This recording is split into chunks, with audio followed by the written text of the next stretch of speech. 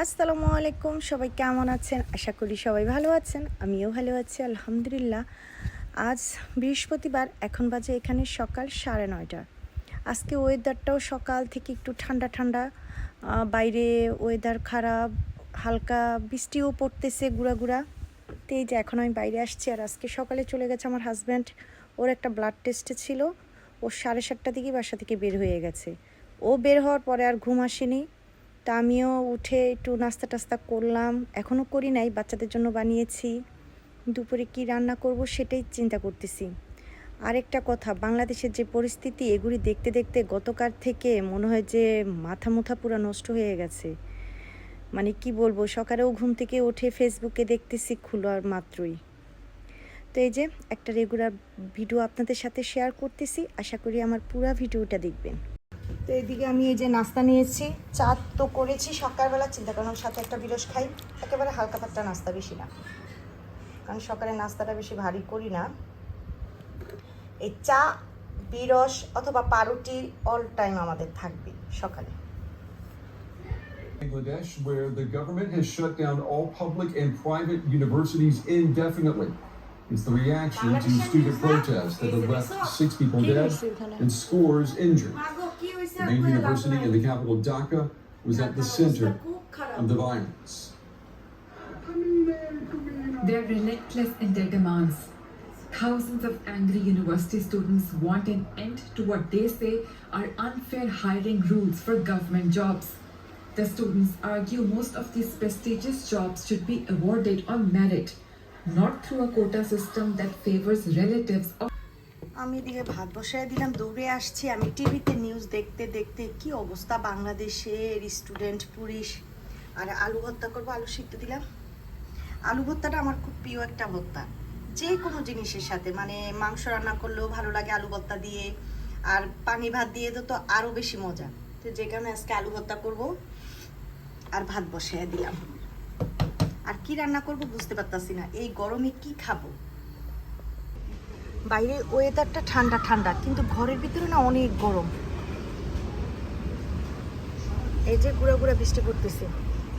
আর আমি না আজকে ছেলে আর মেয়েকে বলছি যে টিভিটা আজকে কেউ ধরো না, আমার একটু নিউজ দেখতে দাও খালি। আমি কিছুক্ষণ পর পর এসে এসে শুধু নিউজ দেখি। 1 ঘন্টার আগে কি নিউজ আসছে, 40 মিনিট আগে কি নিউজ আসছে। ভাই বোন, বোনের হাজবেন্ড সবাই কি ফোন করে বলি যে বাসা থেকে কেউ বের হইও না। থাকি আমরা বিদেশে, কিন্তু আমাদের মনটা এখন পড়ে আছে বাংলাদেশে, কি হইতাছে, কি চলতেছে।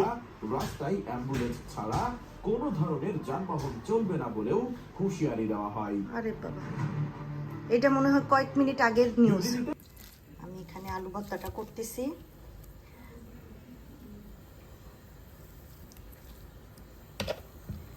আসলে কিছুতেই মন বসতেছে না, আজকে সারাদিন নিউজ দেখতেছি। আমি সকাল থেকে টিভি চালিয়ে চালিয়ে নিউজ দেখতেছি।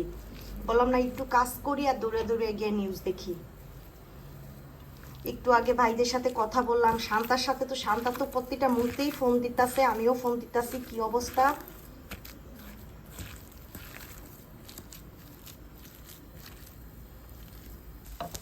আলু ভর্তা তো হয়ে গেল, ডাইলের ভর্তাটা বানাবো। ডালটা গতকালকে ছিল, এটা একেবারে মানে জাল দিয়ে এরকম শুকিয়ে ফেলছি।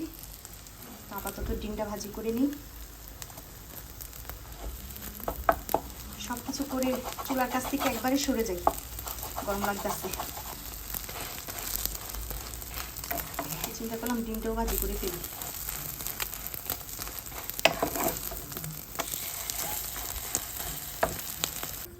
আমি এদিকে যে ডাইলের ভর্তাটা একটু সরিষার তেল দিয়েছি, লবণ দিব না আর, কারণ এভাবেই তো ডাইলে লবণ দেওয়া রান্না করছি। গরম রে, শুধু সরিষার তেল, কাঁচা পেঁয়াজ আর টারামরিচ। তো এই যে ভর্তা, ডাইলের ভর্তা আর আলু ভর্তা একসাথেই রাখলাম। আর কয়েকটা পোড়ামরিচও রাখি, যদি ভাত দিয়ে কেউ মেখে খেতে চায়। আমার হাজবেন্ডই খাবে আর আমার গালাগালি করবে যেগুলি কেন দাও। আমি তো দিই আমি খাওয়ার জন্য, সে খেয়ে ফেলে, খাইবে আর গালাগালি করবে আমার। গতকালকে ক্ষীর করেছিলাম, ওই চিন্তা করি সেই যে 1 কাপ চা খাইছি আর একটু একটা বিরস। এখন ক্ষীর দিয়ে মুড়ি খাবো, এটা যে কি মজার জিনিস। আমার হাজবেন্ডের ক্ষীরটা পছন্দ করে রুটি দিয়ে, তা আমি এরকম মুড়ি দিয়ে খাবো এখন। কাজকর্ম শেষ, এখন বসে বসে একটু খির দিয়ে মুড়ি খাবো।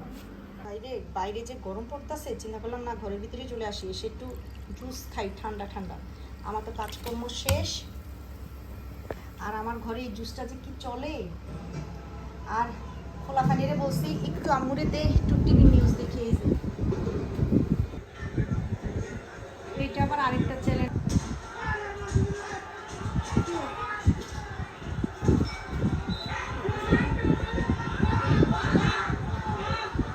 আমি আজকে এগুলি দেখি বলে আমার ছেলে আজকে শুধু হাঁটতেছে আর আমার বলতেছে মা শুধু টিভিতে মারামারি দেখতেছে। ওরা তো আর বুঝতেছে না কি হচ্ছে।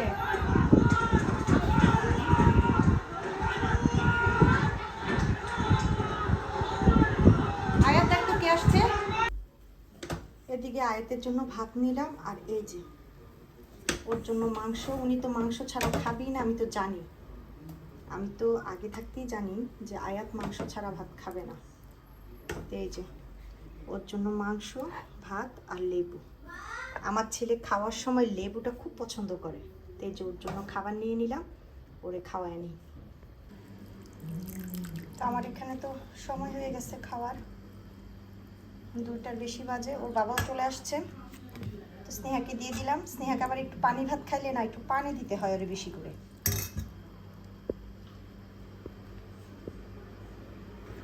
এই যে আলু ভর্তা। আমার মেয়েটা কিন্তু আলু ভর্তা মার মতো পছন্দ করে, এরকম পানি ভাত দিয়ে। তারপরে ডাইরের ভর্তাটা অল্পই দিলাম, কারণ ও খাবে কিনা বেশি বলতে পারি না।